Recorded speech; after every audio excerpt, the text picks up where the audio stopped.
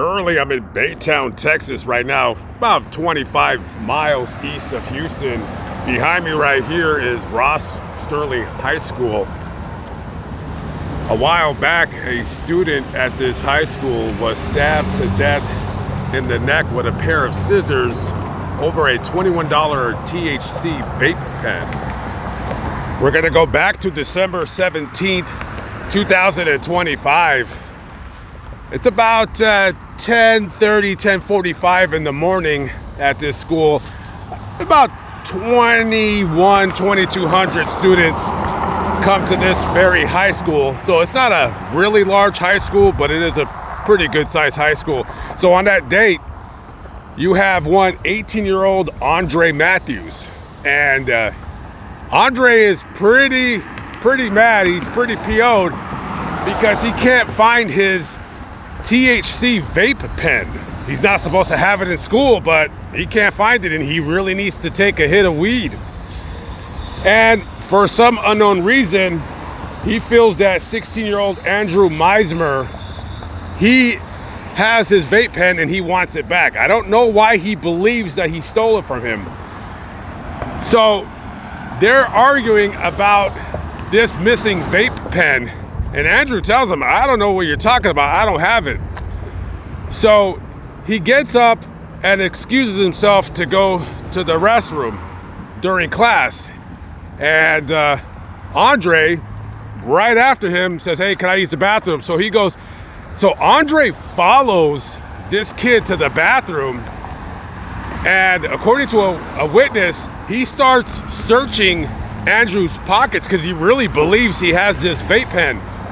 And Andrew's telling him, I don't have your vape pen. I don't know what you're talking about.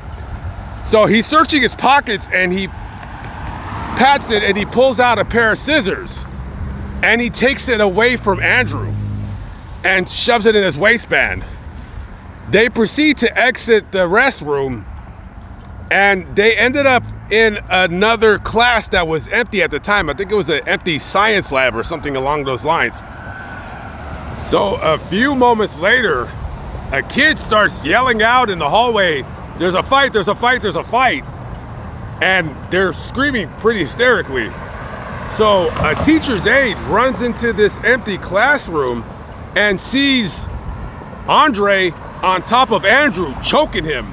And as he runs up to break up the fight, he notices that he has Andrew in a chokehold and there's a bunch of blood seeping from between his fingers out onto the floor. There's a pool of blood forming right on. He doesn't know what the hell happens. For the next minute, he's trying to pull this. This guy is going ballistic. He's trying to literally kill this kid and he's choking him. He's trying to pry him off and he can't get him off. He literally had to take his nose and twist it in some way to pull him off. He finally gets him off, and then another teacher, they start coming into the scene to see what's going on, see what the disturbance is about. And they lead this dude away, this 18-year-old Andre Matthews. And according to the eyewitnesses, because now the hallways are just filled with kids and they're looking to see what the hell's going on. And there's blood all over Andre. And he's walking down the hallway and he has blood all over his fingers and he starts licking his fingers. One of the teacher's aides, they ask him like, why'd you do this? What happened? Mind you guys, everything is happening so fast. They don't really realize what just took place. And he said he owed me money and he didn't pay up, so I stabbed him. This occurred right at around 11:15 a.m. Now, the school police, they're right across the street, right over there, so they could get here very quickly. So about that time is when 911 is called, and they come here to the high school, and according to eyewitnesses, when they get to the scene, there is blood on the walls, there is blood on the floor. They can tell Andrew's in terrible shape. So they would life flight him to a hospital in Houston where he was pronounced dead at 11:53 a.m. It almost looked like a massacre had occurred in that classroom. And according to the autopsy report, Andrew died from a puncture wound, and it hit an artery, and he bled out right at this very high school. So Andre was eventually arrested and charged with the murder of Andrew Meismer. Now, they had taken him to the Baytown jail in lieu of transporting him to the Harris County jail over in Houston. So currently, right now, he's in jail in lieu of $3 million bond. Now, during the preliminary hearing to set the bond, the prosecutor in this case is going over Andre's school record here. And it shows a very bad pattern of behavior where he's getting inappropriate conduct write-ups. He's getting into fights. He actually got caught bringing a butcher knife to school. This kid, 18 years old, is showing a series of behavior problems. And so during the court proceeding, he's showing no emotion at all whatsoever. He's just standing in court like it's just another day in his life. And the prosecutor's telling the judge, like, there should be no bond because this kid is a psychopath. He stabbed and murdered this kid for a vape pen.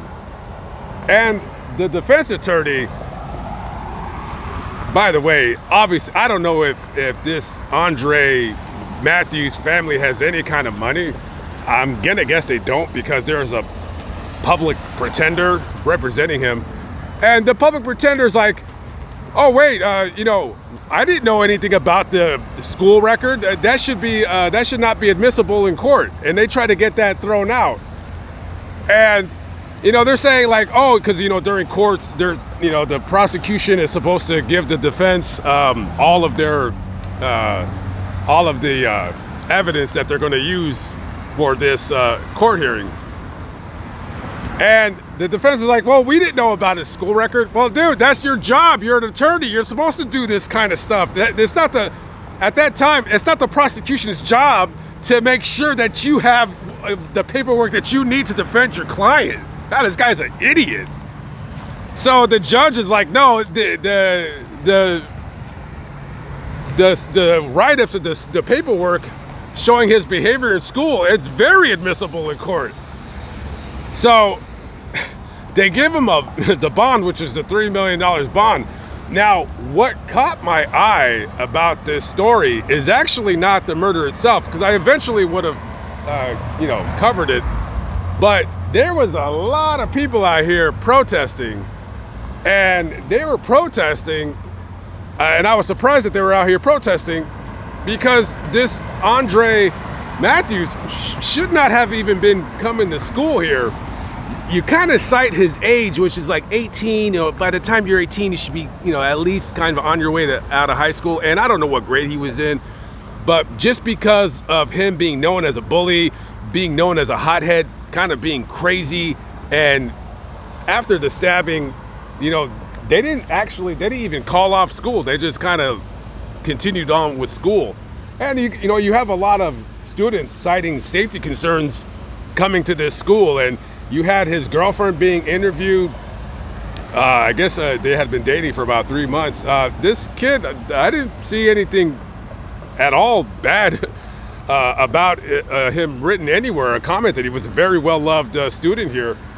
And, he would often, his nickname was Doo-Doo, and he would dress up as a clown. I guess that was his thing, to make other students smile or whatever. I didn't see anything bad about him, anybody saying anything about him. So you have one dead kid over some stupid vape pen. You have a nutcase who showed that how much of a nutcase he was, and he was going to this school. And so now we sit and wait and see what's going to happen with this 18-year-old murderer. and there was no actual footage of the crime being committed. They don't have surveillance video in any of the classrooms here, which is absolutely ridiculous. I don't know who the hell the principal is of this school. Yeah, I'm sure the parents and what have you, I'm sure they're going to be going to a lot of meetings about this matter. And I'm pretty sure they should be installing cameras in the classrooms. That doesn't absolutely make any sense at all whatsoever.